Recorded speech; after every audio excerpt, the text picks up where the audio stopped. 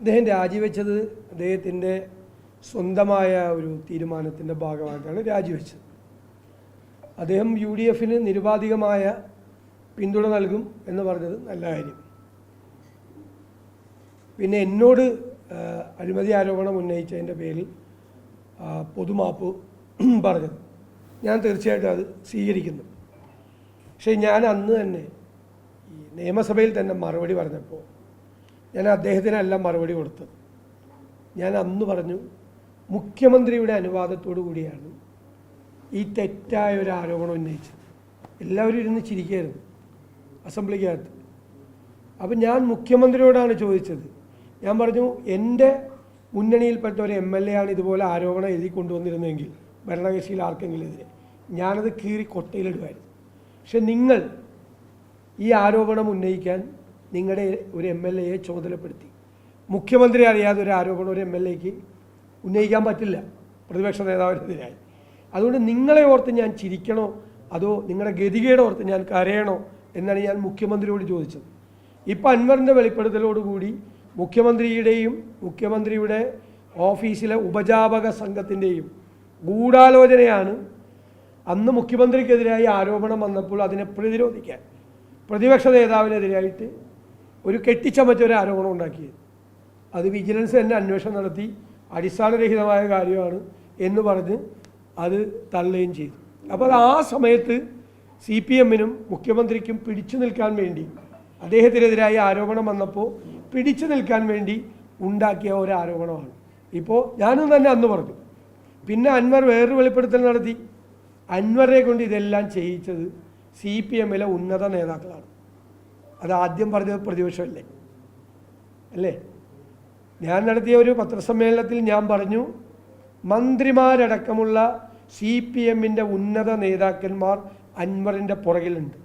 അവരുടെ പിന്തുണയോടുകൂടിയാണ് പാർട്ടിയിൽ പിണറായി വിജയനെ എതിർക്കാൻ ശക്തിയില്ലാത്ത ആളുകൾ ഇദ്ദേഹത്തെ മുന്നിൽ നിർത്തി കരുവാക്കി നിർത്തി പിണറായി വിജയനെതിരായും അദ്ദേഹത്തിൻ്റെ ഓഫീസിലെ ഉപജാപക സംഘത്തിനെതിരായും ആരോപണം ഉന്നയിക്കുകയായിരുന്നു എന്ന് ഞാൻ തന്നെ പത്രസമ്മേളനം നടത്തി നിങ്ങളോട് പറഞ്ഞു. നിങ്ങളിത് നോക്കിയോ, പറവൂരിൽ നടത്തിയ എൻ്റെ നിയോജകമണ്ഡലത്തിൽ വെച്ച് എൻ്റെ വീട്ടിൽ വെച്ച് നടത്തിയ പത്രസമ്മേളനത്തിൽ ഞാൻ ഈ ആരോപണം ഉന്നയിച്ചിട്ടുണ്ട്. അപ്പോൾ ഇപ്പോൾ അൻവർ ഇന്ന് ആ വെളിപ്പെടുത്തൽ കൂടി നടത്തിയിരിക്കുകയാണ്. അൻവറിൻ്റെ ഇന്നത്തെ 2 വെളിപ്പെടുത്തലും പ്രതിപക്ഷം മുൻകൂട്ടി പറഞ്ഞാണ്. ഒന്ന്, എനിക്കെതിരായ ആരോപണം, കെട്ടിച്ചമച്ച ആരോപണം മുഖ്യമന്ത്രിയും ഉപജാപക സംഘം കൂടി ഉണ്ടാക്കിയതാണ്. 2, അവർക്കെതിരായ അൻവറിൻ്റെ ആരോപണം വന്നപ്പോൾ അതിൻ്റെ പുറകിൽ മന്ത്രിമാരടക്കമുള്ള CPMലെ പാർട്ടി നേതാക്കന്മാരുണ്ട്. CPMൽ ഒളിഞ്ഞിരിക്കുന്ന വിഭാഗീയതയുടെ ഏറ്റവും വലിയ ബഹിസ്ഫുരണമായിരുന്നു സത്യത്തിൽ അൻവറിനെ കണ്ടത്.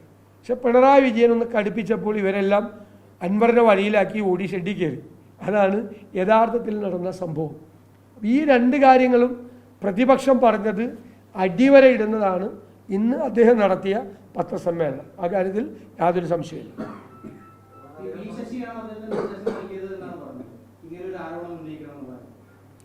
അത് മുഖ്യമന്ത്രി അറിയാതെ മുഖ്യമന്ത്രിയുടെ പൊളിറ്റിക്കൽ സെക്രട്ടറി ഒരു MLA വിളിച്ച് പറയൂ.